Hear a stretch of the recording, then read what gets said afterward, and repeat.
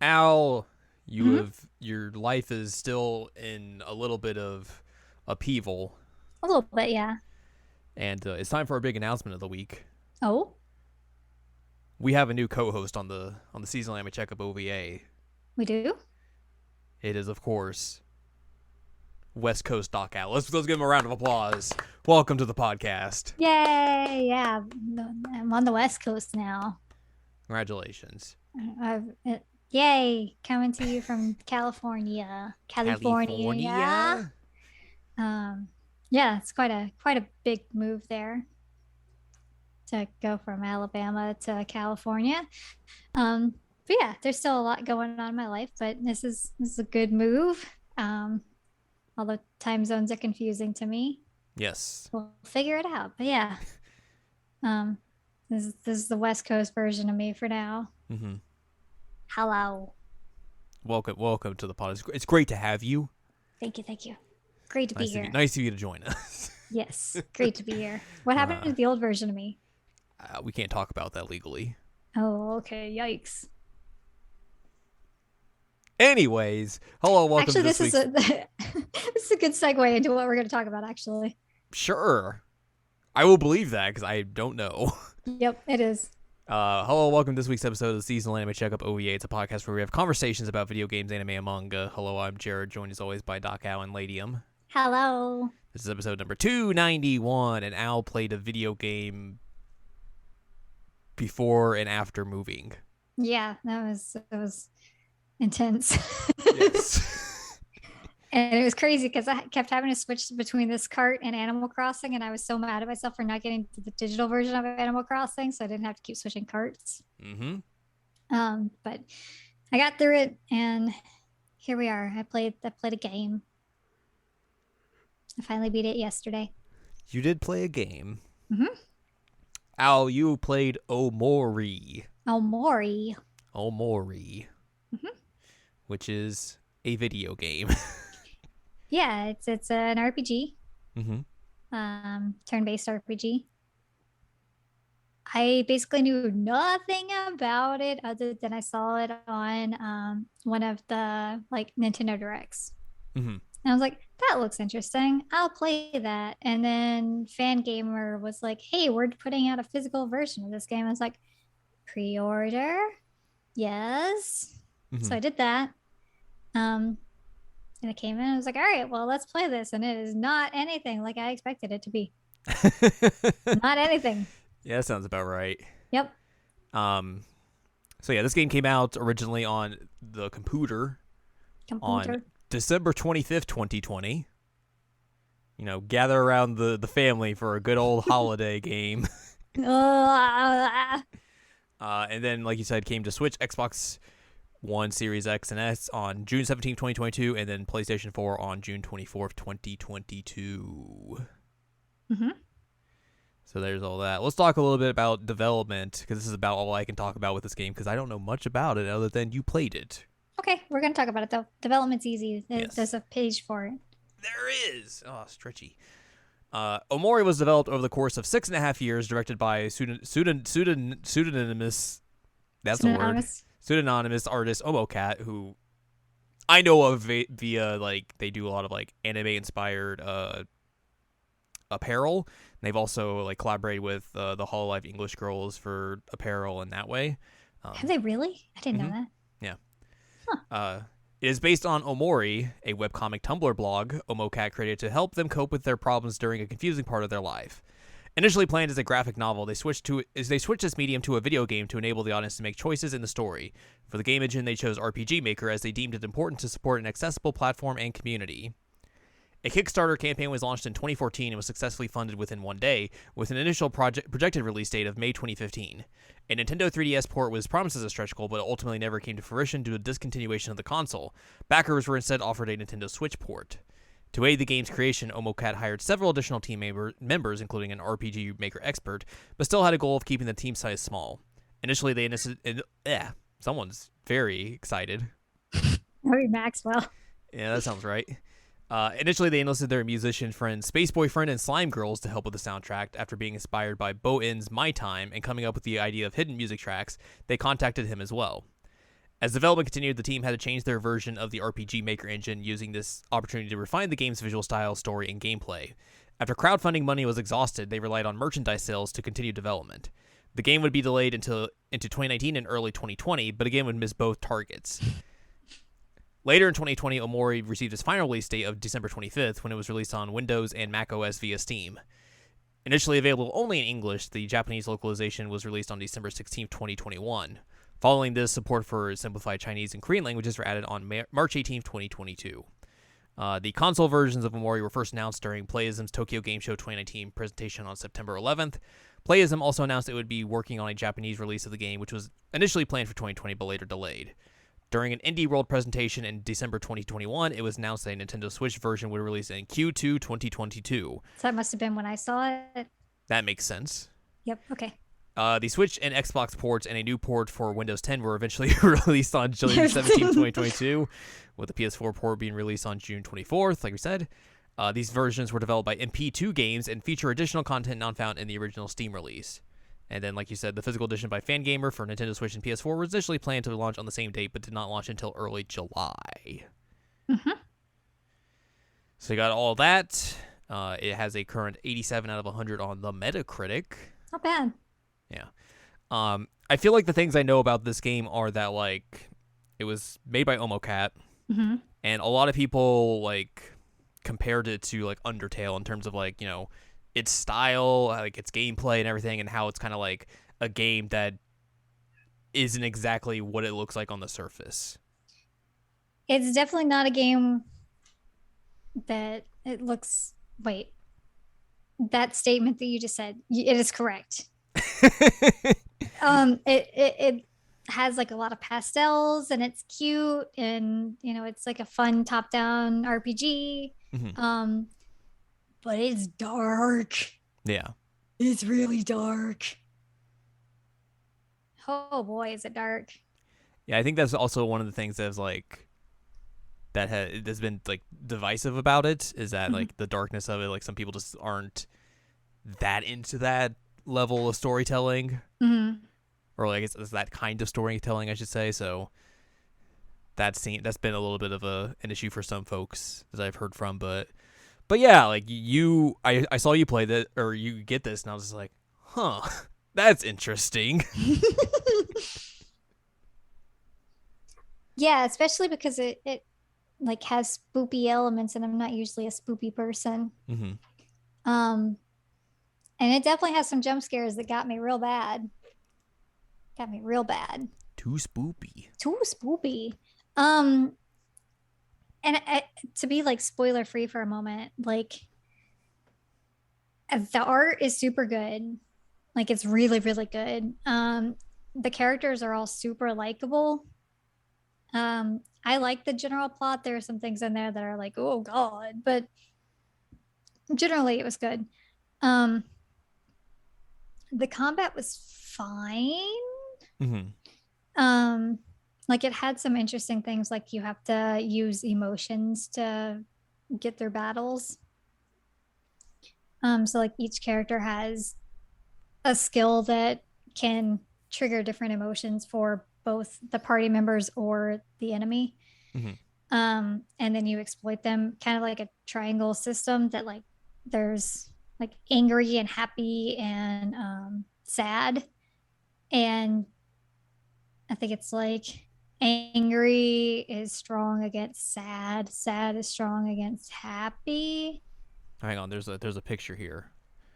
Angry, strong against sad, weak against sad is weak against angry. Sad is strong against happy, but happy is weak against sad. And then happy is strong against angry, but angry is weak against happy. There you go. It's the Fire Emblem triangle system. It is exactly that, but with emotions. Yeah. So that was interesting.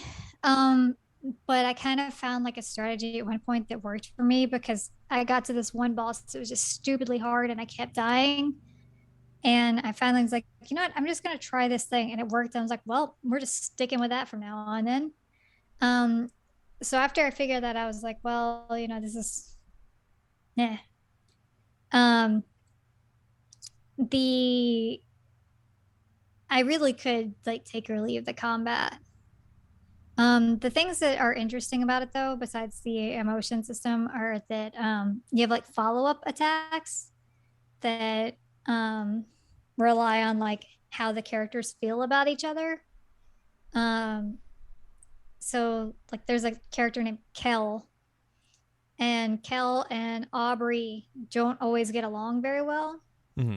And so if you do a follow-up with one of those, like if you have a follow-up where Kel interacts with Aubrey ends up getting angry after dealing with him and then attacks again, but it has a stronger attack. Um, if Hero does a follow-up to somebody, like if he does it to Aubrey, she'll be happy, but it'll also heal her.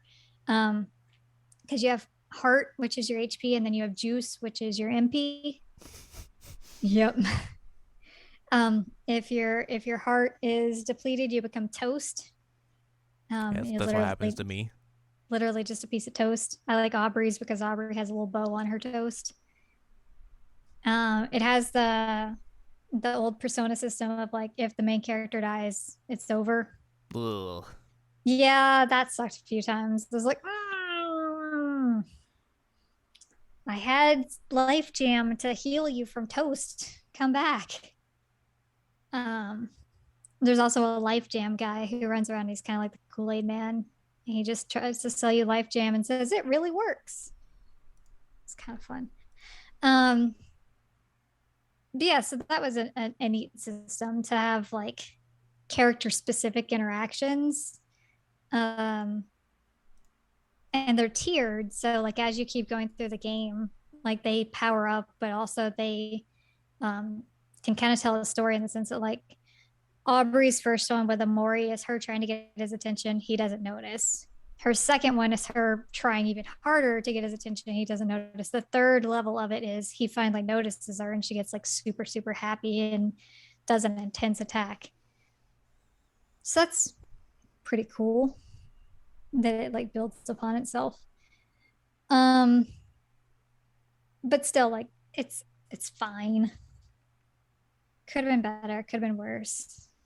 Yeah, that's probably one of the Uh, things that, like, considering this game was built off of RPG Maker, like, you're probably not going to get, like, super in depth with, like, the combat specifically. no, Because, like, it's a fairly traditional style of JRPG that they use for RPG Maker, essentially, so. yeah, and I mean, like I love turn-based combat. You know that better than anybody. Um, I just feel like at times it was like annoying how difficult the bosses were, unless you just like found ways to exploit it, and then you're just like, Hmm. oh, cool. Well, this is what I'm doing now. Right. Um, because I would typically make the boss angry. No, angry. Yes, angry. I would make them like double angry because you can stack it. Um, wait, would I make them angry? I don't remember which one it was. Now that I'm not looking at it. Anyway, I would pick like I think it was I would be happy, they would be angry, and it like lessened their attacks on us, but um, it worked really well. Hmm. So, and our speed went up, so I could be like blah blah blah blah blah. Um, so yeah, I guess that's my spoiler free version of it. Like I enjoyed what I played of it. Hmm. It is extremely dark, and that is something that like needs to be known going in. Um, I didn't realize how dark it was gonna be, and at moments I was like, "Oh, I gotta step away from this for a moment." um, but it is a really, I guess, cool interpretation, cool and odd way of using that word, of like anxiety, depression, isolation, trauma. Like it was a unique way of portraying it, and I think that it was respectfully done. It's just like it can be heavy. It can be Hmm. very heavy. Right. So that is my spoiler free version of it. Yay. Well, now let's talk about some spoilers. Okay, so um you are like put in this fun pastel world where you play as Omori. Initially you like wake up in this like white space. It's basically like you have a computer, you have a tissue box that's like this is for crying away your sorrows or something like that. You have a sketchbook that's like all horrifying drawings. Eventually you can like pick up a knife and then leave. But then you go into this like fun world where you hang out with three of your friends. You hang out with Aubrey, Hero, and Kel. Basil is also there, but Basil is not part of your party. Um, he also has an older sister. I call her Mari, but I think they pronounce it Mary technically. But Mari is Mari to me. Yeah. So Mary, Mari, whatever you want to call her, I'm calling her Mari. That's his older sister, and she can always be found no matter what in the game, like with a picnic basket and some food ready and ready to give you some encouragement. Um, so you get to like initially go hang out with them and look at some pictures and um, some of the pictures like at one point get messed up. Um, and Basil at one point goes missing. Anyway, at one point in this like initial thing, this is where you're like, oh god, things are really messed up. Is that Omori ends up going back to the white space, the like little box room, and the only way to get out of the space at that point is to open up the menu and select that you stab yourself. Ow. Yeah, so he just like guts himself, and then you wake up and you're like, oh hey, this is the real world, and you're a teenage boy named Sunny. You get to name your character if you want, but Sunny is his default name. And he's actually moving out in 3 days. His mom keeps leaving him voicemails. Um, you can go like brush your teeth, which is fun. Um, but he ends up like having some crazy hallucinations and like visions and stuff that like mess with him real bad. Um, and he has to essentially go through these like battles where I think that one he learns how to calm down. Like a voice keeps telling you like, hey, you need to calm down, you need to calm down. Eventually it's a skill you can use, and he calms down and like overcomes his fear. That one was a fear of heights and the staircase. So you have to do these repeatedly once you're in the real world. But yeah, Sunny is basically a Mori, but like a little bit older and has color. He's not just black and white, which I guess that's another thing to mention is that Omori is black and white and everybody else has like a purplish pastel tint to them in the headspace, the fun, vibrant place. The fun, vibrant place. Yep. Yep.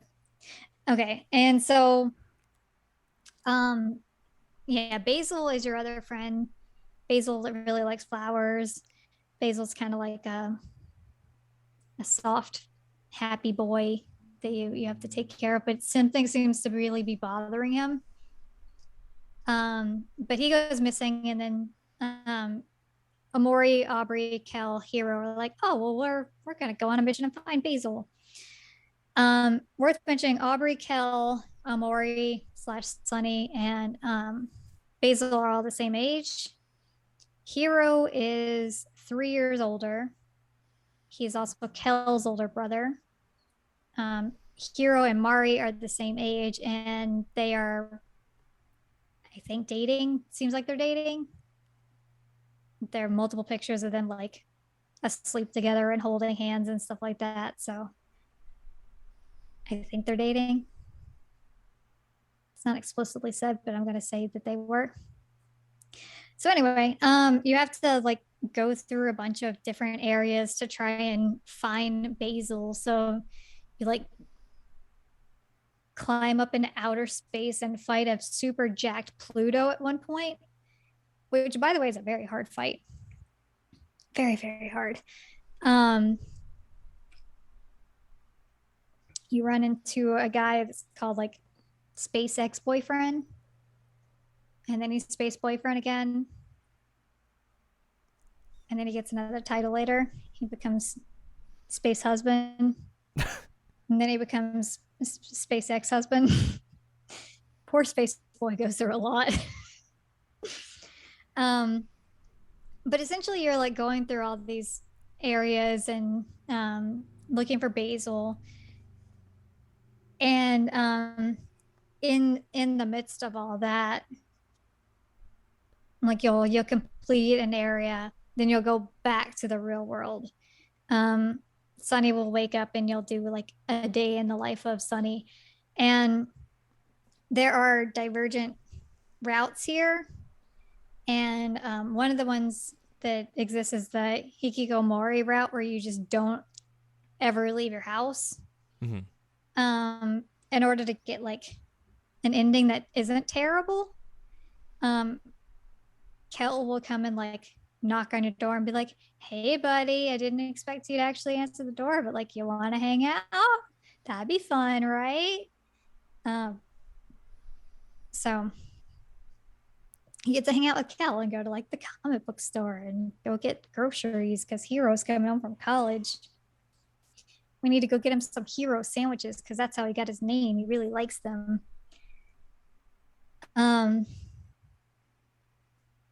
And you kind of find out like everybody's been real messed up.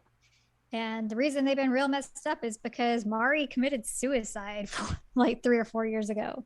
Yikes. Yep. So they all kind of like grew apart once that happened. Kel seems the most okay out of everybody.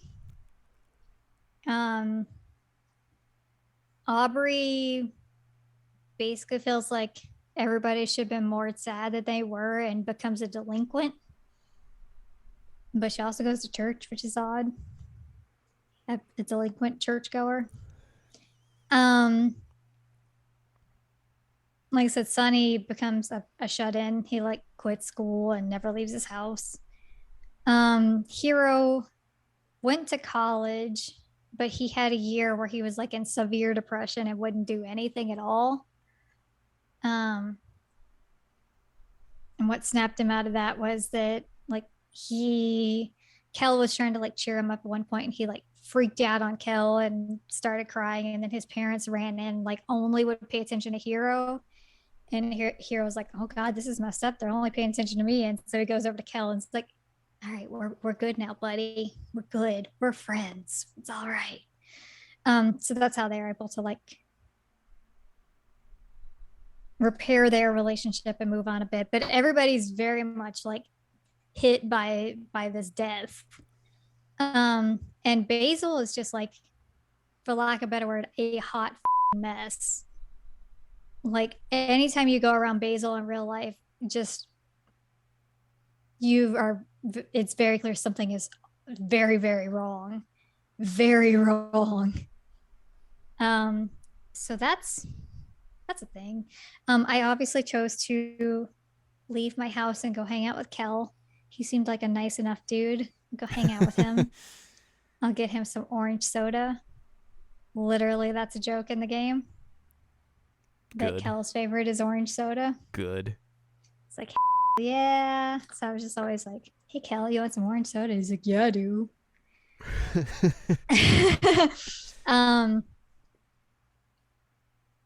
But you end up like running into Aubrey and her hooligans. Literally, they're called the hooligans in the game. And Aubrey's like stolen Basil's photo book because Basil used to take a lot of pictures of everybody and had a photo book and like tried to save all the memories. And Aubrey took that and at one point gets like super, super mad at Basil and pushes him. And I think I may be like thinking of a different part. Anyway, that comes later. We have to go get the album back, essentially. We find pictures. There's a lot of pictures missing. Have to figure out like where are they? apparently Aubrey still has them.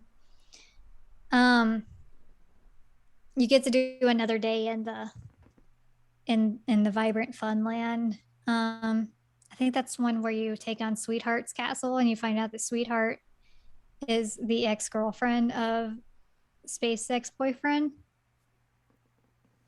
She also falls in love with Hero at one point. Hero's like, sure you're a real nice gal and everything, but like, no.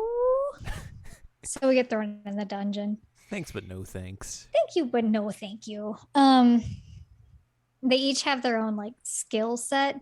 You can tag people in, and Heroes is just that he's like extremely charming to everybody. So like if you want somebody to do something for you, you just tag in to have Hero in. He'll just like charm the person. They're like, okay, yeah, we'll do whatever you want. Including like the stores in the game are mailboxes, and you can switch to Hero and talk to some of the mailboxes, and they'll give you a discount because he's so charming. So charming. So charming. Aubrey's is just that she takes a baseball bat and destroys. Kel can take a ball and like knock stuff down with it. And Omori's is that he can like cut through stuff with a knife. But as you're like switching between all of the different worlds, like you have to overcome the fears. Like I said, there's one that's heights, one that's spiders, which as soon as I played that, I was like, there's no way you could play this game because there's like spidery legs on the screen at one point, and like they'll come and grab you. I was like, nope, no, you would not. You could not do this. The last one is a fear of drowning. And every time he has to overcome this fear, he keeps hearing this voice of like,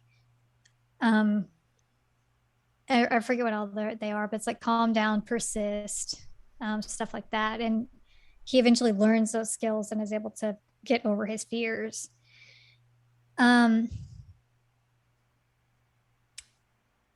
While the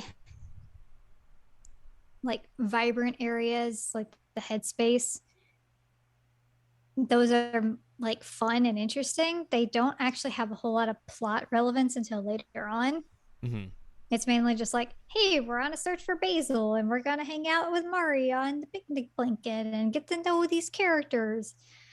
Like most of the plot's happening in the real world, which again brings me back to what I was trying to say earlier, is that at one point Kel and Sunny find Aubrey like bullying Basil in like this lake spot where they used to hang out as kids. And Aubrey gets mad at Basil and pushes him into the lake. And Sunny freaks out and is like, oh God, I have to go after Basil. But Sunny can't swim. Or at least not well. Well, that's not good. Yeah, so now Basil and Sunny are both in there, and Sunny has like a flashback of Mari saving him at one point from the lake. But this time you're saved by Hero. Yay! Hero's like, hi, I'm back from college. Glad you didn't drown. Woo! I decided I could be your hero, baby. Oh my God. One thing that I really enjoyed about Hero, although it was kind of sad, and like this is an interesting representation of like what can happen here.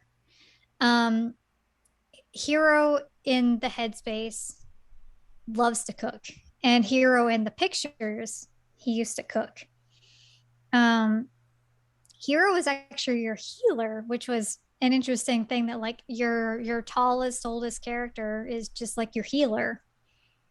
I didn't expect that at all. Your tank is like the tiny girl. But he has a conversation with, I think it was Omori at one point, and he's like, hey, Omori keeps telling me that I should like go become a chef, and my parents are really pushing for me to become a doctor. What do you think, Omori? What should I do? And I was like, yo, go be a chef. That sounds cool. You're into it. Do that. But then once you get back to the real world, you find out that he's been in college to be a doctor, that he gave up on that whole idea of being a chef once Mari died. What if he was a chef doctor? Chef doctor. Doctor He, chef. Dr. Chef. He could do that, I guess. Just cook some eggs while also doing surgery. Yeah. Yeah. Just, you got two hands, one to cut, one to cook. Two ways of healing, right? Yeah. Um, which I mean that is something that like is interesting. The whole idea of him being a doctor is to like heal people, to make people better, which is what he does in the headspace. But he does it through cooking, which was his passion. But because he felt like he couldn't do it without Mari, he's like, all right, cool. Well, I'll just like go through the motions and do whatever my parents want me to do. So that was a sad thing when you realize that and um, talk to him about it. And if you try and take him to Mari's grave, he's like, nope, no, I'm not ready. He hasn't been there, I guess, in the 4 years since everything happened. He feels really bad about it. Mm-hmm.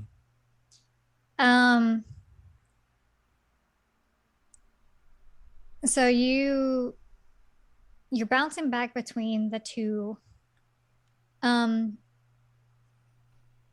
Eventually you end up like going to Basil's little shoe house in the headspace.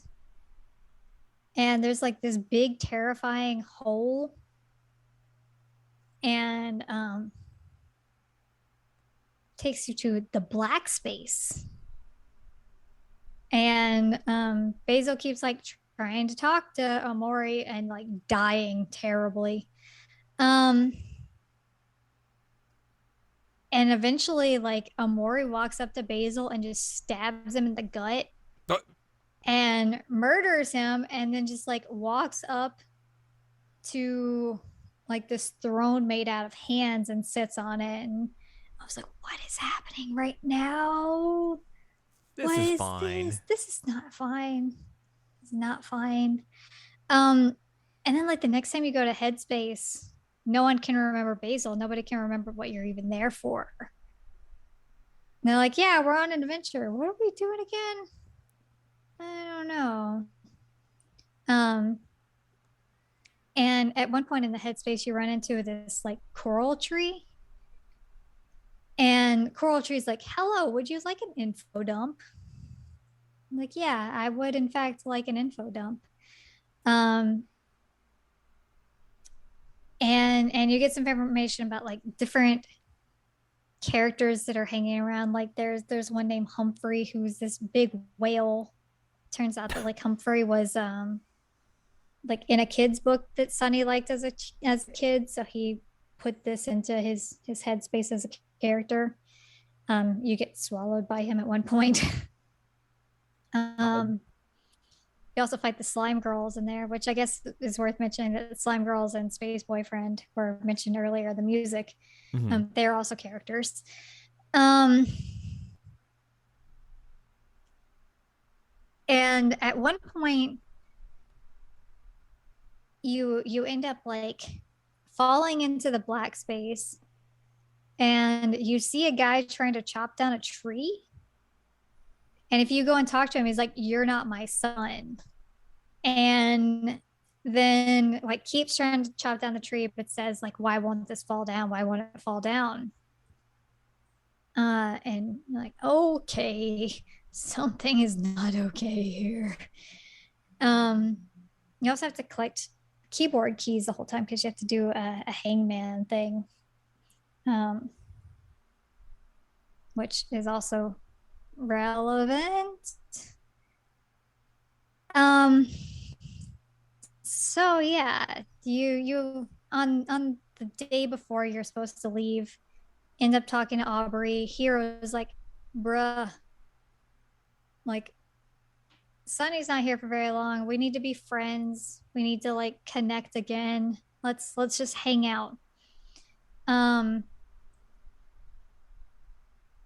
and they decide like, hey, we're gonna like hang out with each other and go to like the tree house in the back of the yard. And as you're going in the back of your yard, you see that there's a tree stump back there. And it's the exact same like area that you just saw of the guy chopping down the tree. And Hero's like, all right, let's just keep going. Let's go to the tree house. Um, Hang out there. You get this little key from the last picture that has been missing, and the key says like, remember it's in the toy box. Um, but they reminisce. They're like, you know what? We're friends no matter what. We're good. We're friends. Um, and Aubrey gets upset and runs off at one point. You follow her back to the tree stump, and you find out like this is where Mari hung herself Yikes. or hanged herself. I don't remember the actual like past tense of it. Anyway, that's where she died. And so the whole thing that you were seeing earlier was his dad cutting down the tree. So she puts a pinwheel there, and like at one point you can go back to Mari's grave and have like a little picnic. And Hero apologizes for like not being able to like come see her in the 4 years. There was also a scene, I think it was on the second day, where they stay, Hero and Kel stay at your house. And at one point, Sunny hears music and goes downstairs and goes to this room where there's a piano, and you see like Mari playing the piano, and talking to Sunny, and then disappears because she's dead. And then Hero comes running down and is like, hey, you okay? Like, I heard some music. And it's like, whoa, ghost is real.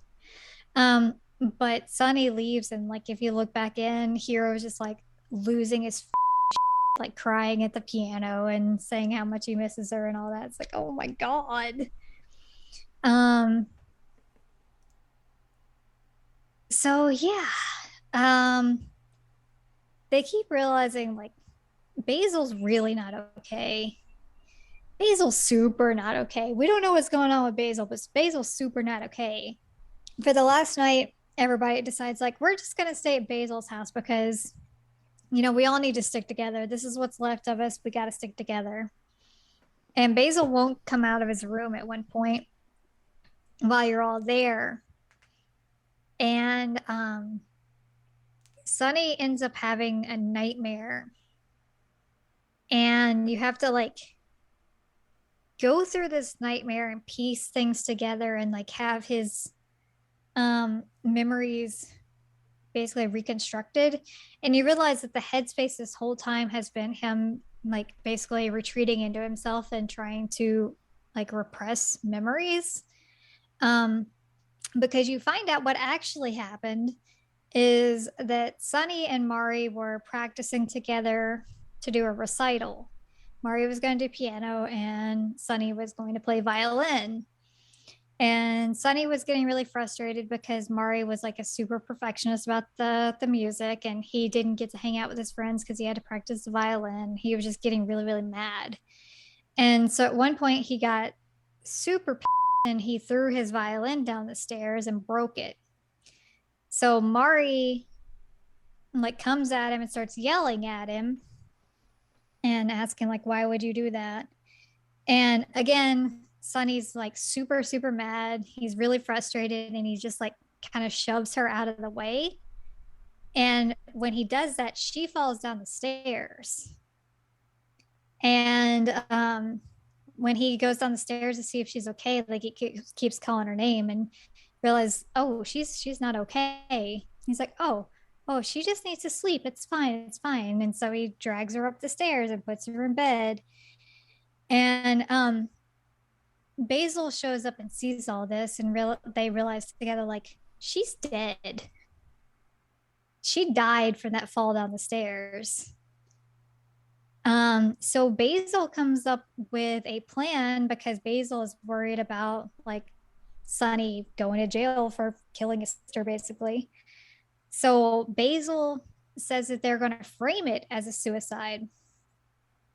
So they drag her body out of the house, take a jump rope, tie it as a noose, and then hang her body from the tree. And they're leaving. They're going back in the house, and they both look back, and they can see like one of her eyes bulging out of her head, like through her hair, and that ends up becoming this thing called something that like haunts you throughout the game. So you see like this like black mass, like a long black thing with like one eyeball sticking out of it. Mm-hmm. And like that's when you realize like, oh, it's her hair and the eye. That's what this something has been this whole time. So Sunny, had repressed all that with the headspace and became a hikikomori. And Basil's just been kind of dealing with this on his own of like, oh God, I helped do this. And also my best friend murdered his sister accidentally. I guess it's manslaughter. Um, and has to cover up for Sunny a few times. And keeps saying to Sunny, like, hey, this isn't you. This is something that was making you do this. Like something made you push her down the stairs. And at one point, the photo album gets like black markered. He's like, yeah, something made that happen, right? That's not you. You didn't do it. I'm like, oh God, Basil's not okay. Basil's really not okay. So yeah, that was a big scene. A lot to take in. A lot to take in. It was like, oh my, okay. Um, so Basil is upset because Sunny finally came back and he felt like they could work through this together. But then he finds out like Sunny's moving away and he's like, you're leaving me again. I can't handle this. So at one point, Sunny wakes up from his nap time at Basil's house. And this is again another junction for endings. You can either go back to sleep or you can go help like check on Basil. If you go back to sleep, Basil commits suicide. Yikes. Yep. And there is another ending where Basil commits suicide, and he was saying this isn't you, something is making this happen. And you realize at some point like some of the things that happens when he's Omori reflect in the real world. And so one of the endings that you can get is a double suicide in the sense that Basil dies, and if you pick up a knife in your house at Sunny, you wake up with a knife just like shoved into your chest. Ow. And die. So yeah, that's a whole thing. So you find out like Omori this whole time has just been a way to like repress that trauma. And anytime that like there was a threat of the truth coming out, Amori's like, oh no, we're gonna make sure that this stays where it's supposed to be. We're gonna not let that come back up. So you kind of realize, at least in the ending that I got, that Omori is the true villain of the game because he's the one that's not letting Sunny like deal with this trauma and move on. Mm-hmm. Which is again pretty messed up. When you meet with Basil in his room and like try and help him, it goes horribly wrong. You end up in a battle with him. They both have the something behind them, and Basil sees it as an opportunity to like kill the something that's behind you to try and free you from like whatever influence this thing is. Ends up like stabbing Sunny with the garden shears and his eyeball. Ow. Big time ow. But they beat each other up until the point that they like pass out. Um,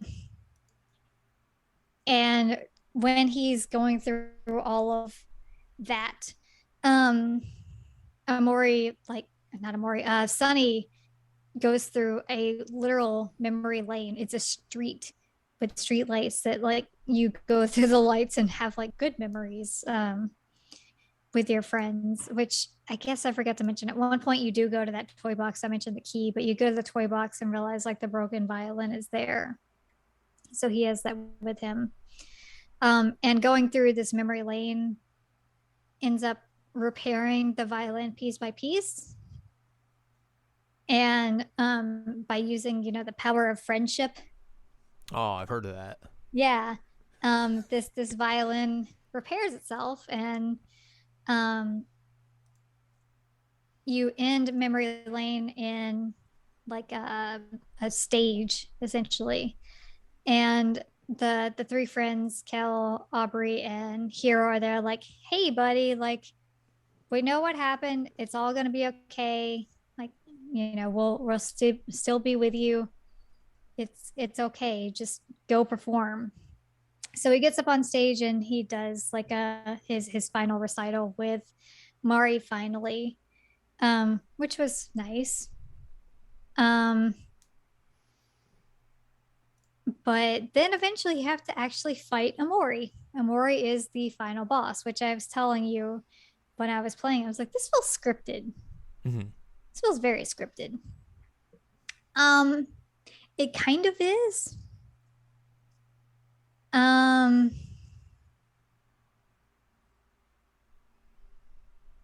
so what happens here is that you fight Omori, and the whole time he's basically just like, you're worthless. There's nothing good about you. You deserve to die. Like, you're a horrible person, blah, blah, blah, blah. And you're really trying to fight this. And he keeps trying to erase you. And he will kill you. And you get a game over. And you hit retry. And this is how you get the good end, is that you hit retry and you fight him again. He kills you again. You hit retry once more. And then there's a mechanic that has been through the game that like Omori will always survive a fatal hit with 1 HP. And this ends up transferring to Sunny after your second retry. And he basically just like stands up, gets off the floor, has his violin, he's like, bring it, let's go. And so he basically uses the power of music and friendship and love and forgiveness for himself, and um ends up hugging Omori, and Omori disappears. Sunny wakes up, he's in the hospital, his eyes all bandaged. And when he wakes up, he just like falls into like immediate tears. He's just like losing his mind. Um and then he gets out of the hospital room and you go to Basil's room and all of his friends are there, and the final line of the game is basically like, I have to tell you something. So you realize like Sunny is going to come clean about what happened to everybody. Mm-hmm. But then that's how it ends. So you don't know like how they actually react. There is a special ending you can get. I did not get this, but if you water all of Basil's flowers every single time in the headspace, you get a scene of Basil and Sunny like smiling at each other, and the somethings behind them disappearing. So you realize like they both are able to accept what happened and move on, which is good. Yeah. If you don't hit continue, Omori will still hug Sunny, but Sunny disappears and Omori takes over. And then he wakes up in the hospital and jumps off the roof of the hospital and commits suicide. Yikes. Yep. There is, I think I mentioned that Hikikomori route where you literally just stay in the headspace most of the time. Like when you're in the real world, you just kind of like do chores to move time forward and then go to the headspace. And there's like some things that are unique to that route, but I'm not doing that route because that seems real messed up. Hmm. But essentially, that one is just like, well, you're not moving on. You can't get past this. Um, but you do realize like the voice that was telling Omori this whole time, like that everything was okay, was Mari. She was the one who's telling him to calm down, the one who's telling him to persist, to get over his fears. Um, and she mentioned several times like her little ghost form, like, I love you, I forgive you, it's okay. Um, so that helps him move on a bit. So, um, this game's dark. Seems like it.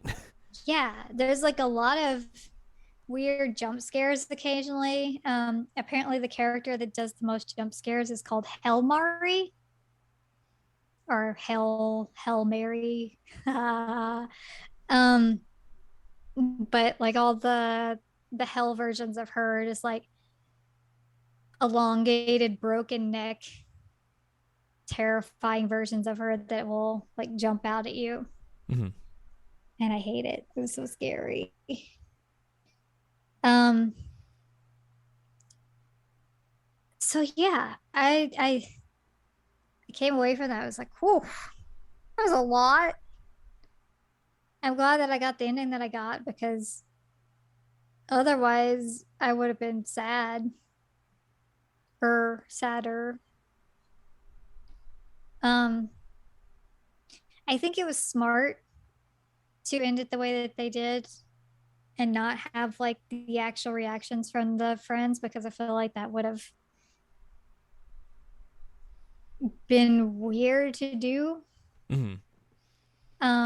You just kind of leave that up to the player of like, how do they actually react to him coming clean on this?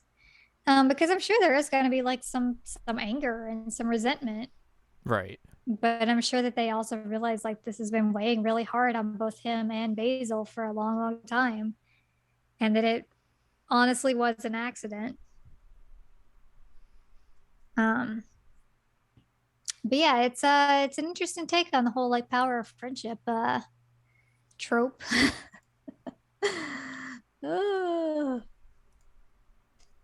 I don't know. What do you think? It seems very, very spooky. It was very spooky. Well, not spooky, I guess. Like it's very like. I mean, as you said earlier, like it is very dark. It is very heavy with its themes and everything, and like does not shy away from any of that in the slightest. It seems like. Nope, nope. And I mean, you have moments where like you if you have that fear active, like you completely freeze up. Even it's funny because like Sunny's fear, Omori's fear, whatever. Like they're based in more of like stuff that happened with Mari. But even like if you run into a spider fight with Hero, like he will basically be useless because he'll go into the fight afraid. Mm-hmm. If you run into any of the like something enemies with your party, everybody but Omori is useless. They're terrified. Um, and I mean, I think that it's implied at one point, like, or it's implied to me anyway, that like his dad's gone. Like, I don't know if he just like left because of the like trauma of the whole thing or what happened, but you know, there's the scene of the like silhouette version of him saying, "You're not my son," and cutting down the tree, and you don't know if that's actually something that he said or if it's just like what Sonny thinks that he might say. Mm-hmm. Um, but like you know that there's gonna be like some rough feelings for everybody involved here. Um, but I feel like it could have had potential to be like too like Saturday morning cartoon if it was just like, well, we told everybody and now it's all okay. Yeah. Um, so like leaving it as him just saying, "I have something to tell you," I think is a lot more powerful. Mm-hmm. Um, the animated sequences throughout this are just absolutely beautiful. Like I could watch the scene of him getting up off the floor and like getting ready to play the violin again, basically then like bring it. I could watch that repeatedly. It's such a beautiful animation. Um, yeah, I mean it's an interesting game. It's a good game that does like some unique stuff and has, like I said, a respectful way of dealing with like trauma and depression, anxiety, etc. Um, while also like balancing it out with the headspace moments, so it's not just beat you over the head, heavy, dark the whole time. Like you Right. obviously know there's something going on there, and you know that something's wrong, but you're able to like balance it out by like going to play with your friends and whatever, and it kind of takes on a new angle when you're like, oh god, this was just him like trying to go back to the glory days and repressing everything. And you realize when Omori like kills Basil in the black space that like the reason that Basil goes missing and the reason that people start forgetting Basil is because Omori's trying to keep everything hidden in that headspace and keep it all happy and fun. Like, oh, this kind of puts a new angle on what I was thinking was the nice part of the game. But yeah, basically, I got the only ending where like people don't die. Well, that's good to hear. Yeah, yeah. As a side note, you can also like get part-time jobs, which is weird for you to be like, "Hello, I've been a hikikomori for 4 years at this point. Let me just go become a pizza delivery guy." Um, but I will tell you that it was funny because the whole idea behind the pizza delivery is that like, yeah, everybody who orders pizza, they're regulars, so we don't have the addresses. So here are some notes, and you just have to like look at the notes and figure out which house to deliver it to. All right, bye. And all the No, handwriting, thank you. well, the handwriting is all intentionally absolutely garbage. But because my handwriting is absolute garbage, I was like, oh, I can read this. I know exactly what to do. Literally every time I was like, oh, I know where this is. All right, cool. 100% did every single one of the pizza deliveries. Oh my god. Yep, because I'm so used to terrible handwriting. I was like, oh, I can read this. It's good. Like it's intentionally made to be almost legible. And I'm like, hey, hey, hey, I got this. Um, so that's one of the part-time jobs. You can also work at the grocery store and swat flies. And you can work at the hardware store and do what every retail employee ever has had to do, which is put things back in the appropriate spot because people just put them wherever they want to put them whenever they go shopping. Yeah, that sounds about right. You make $20 for each of those things. Um, but I did think it was weird. It's like he literally just came out of his house for like the first time in like 4 years, and now he's a pizza delivery guy or getting jobs. I'm like, what is this? My favorite part about it though is that Kel every time like he'll leave you to do your part-time job, and then when you're done he's like, hey, I just sat out on a bench and talked to strangers, it was fun. I was like, okay, thanks, Kel. It's kind of like a big dumb energy. I love him. He's a himbo. He's a good kid though. So everybody's gonna have a lot of stuff to deal with in this game and post whatever happened, but um it was at least satisfying to get some of the characters through the repression and the trauma ish. Everybody's going to need so much therapy. Just a smidge. Just a smidge. So what do you think, like, overall about, I mean, besides the fact that it was dark, like what do you think about what I was saying? Besides the fact that I'm also terrible at describing this. Um, I think like mostly it does kind of feel like a lot of the initial impressions like that I heard about it seem pretty spot on Hmm. in terms of like the games it was compared to and everything and all of that. So it definitely seems like one of those kinds of games that like you really got to go in blind to really fully appreciate like what it's doing and everything. That's why I asked you before we did this. I'm like, are you okay with me spoiling it? Yeah. But yeah, it seems like I said earlier, I think it's interesting in terms of like, you know, what they're doing with the themes and everything and like how they're kind of molding all that into the game itself, especially with like the gameplay stuff when it comes to like the, you know, the triangle stuff and all that. So some interesting ideas scattered throughout.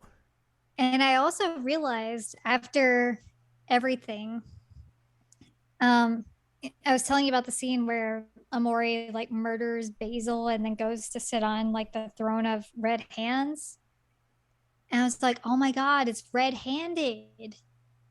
Caught red-handed. He was afraid of getting caught red handed. Nahone. Nahone. And there are like areas where if you go out of bounds, these like hands come and grab you. And another thought that I was having is he was like hands are weapons to him because that's how he accidentally murdered his sister. Wild. Or he was going to tell people to catch these hands. Yeah, probably. Yeah. Yeah. Anyway, that's Amori. Well, there you go. Yep. I'm not gonna play any of the other routes. Um, You're good. I'm good. I'm good. I don't need the like way darker endings. I'm solid. I looked them up to see what they were. I'm like, nope, no, I'm solid. Nope, I'm done. Yeah, That's it. that was me with Undertale, where it's like, you know, you could do the other endings where like you kill everyone. I'm just like, no, I'm good. No, no, I'm solid. I'm solid. Hmm. That's me I'm right good now. on that. So yeah, that's gonna do it for this week's episode then. Hmm. So if you'd like more from us, head on over to seasonalanimecheckup.com or sac.cool, where you can find past episodes of this podcast and other podcasts like Jared and Al Watch. You can also find columns and reviews on the site as well. If you'd like more from Ann Ladium, go to annladium.com. She's got columns and reviews. You can find us on Twitter and TikTok at Anime Checkup. You can buy our books, One Shining Moment, a critical analysis of Love Life, Sunshine, and Hot Tubs and Pac-Man on Amazon.com. And you can support us on Patreon, patreon.com/SACOVA. Buy us a slice of pizza, get access to unedited versions of the podcast early, and a whole wealth of bonus content as well. Hmm. Next week, we're going to say goodbye to July and talk about something. I don't know. Oh my God, it's almost August. Yep. Lit.